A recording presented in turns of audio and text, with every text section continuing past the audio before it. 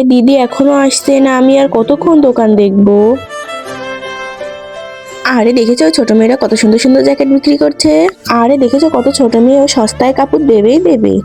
আরে চলো এক জ্যাকেট আমিও নেব।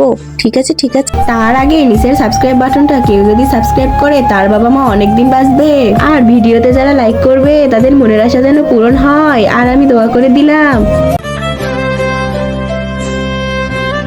আরে বেটা আমাদের জন্য সুন্দর সুন্দর জ্যাকেট দেখাও তো। আচ্ছা ঠিক আছে।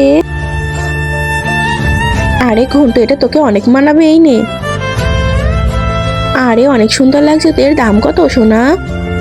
এটা 2200 টাকা আর এটা 1100 টাকা। 2200 ফুটপাতে এত দাম, তাহলে মার্কেটে কত দাম হবে? এখানে তো সবকিছু সস্তা। দিদি তো আমাকে এই দামই বলে গিয়েছে। আরে শোনার সময় তোমার হয়তো ভুল হয়েছে, 500 আর এটা 500 দিয়ে দে ওকে 1000 টাকা। আরে এই নে। আরে আঙ্কেল এই টাকায় হবে না এত কমে। এই চুপ, এটাই হবে।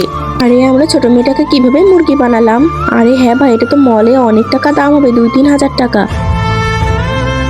আরে দিদি আমি 2টা জ্যাকেট বিক্রি করে দিয়েছি। তুই 2টা জ্যাকেট এত কম দামে বিক্রি করে দিয়েছি, মাত্র 1000 টাকা। ওরা অনেক বড় বড় লোক, ওদের সামনে আমি হিসাব করতে পারিনি। কে?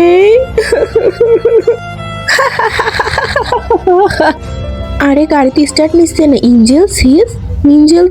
ইঞ্জিন নষ্ট হয়ে গিয়েছে। হ্যাঁ ও খোদ, এটা সারানোর জন্য তোমাদের অনেক টাকা খরচ হবে। মানুষ ঠিকই বলে, 1 পয়সা বেইমানি করলে 2 পয়সা তার দ্বিগুণ ফেরত দিতে হয়।